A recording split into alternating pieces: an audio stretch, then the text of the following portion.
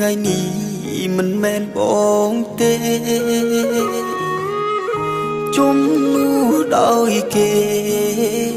មៀងមេបងស្ទើប្រែទ្រូងសំលេងភ្លេងការចាំងលឺរំពងពេញភូមិបងអង្គុយយំមើលមុំសំពះទឹមជាមួយនឹងគេបងយោបងយំក្រោយរោងការគេសរសើរថាប្តីអូនជីកូនសេដ្ឋី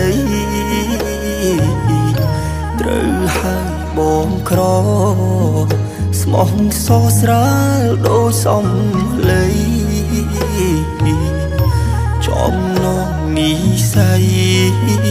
ចងដៃស្រីទាំងអាឡងអាឡៃអូ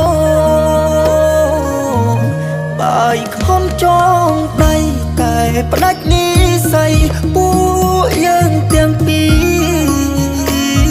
រធ្លាប់តែលោកលឿនគ្រប់នាទីហើយលើត្រៃតូទីនឹកសំដីមានមេអូនថាចង់ការជាមួយបង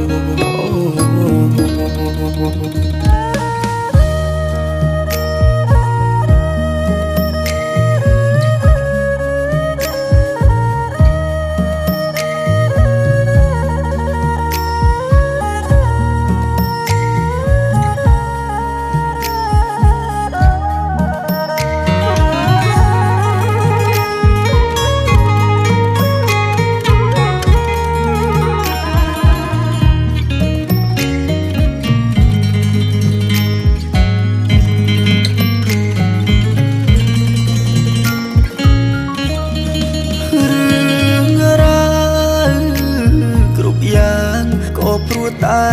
លុយសន់ទូជាប់នុយអូនប្រថុយត្របាក់ភ្លេចគិតពេលនេះត្រូវចោលគ្រប់យ៉ាងសល់ត្រឹមអាដិតបងក៏អសិតសូមវមិត្តអូនរៀបការបំភ្លេចបងចោបងយោបងយំក្រោយរោងការគេសរសើរថាប្តីអូនជីកូនសេដ្ឋីត្រូវហើយបងក្រស្មោះសរស្រាលដូចសំឡី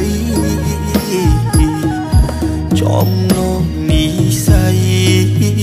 ចងដៃស្រីទាំងអាឡងអាឡៃអូ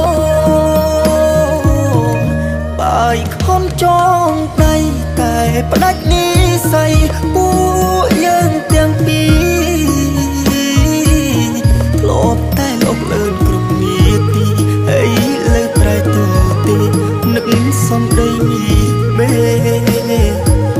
អូនថាចង់ការជាមួយបង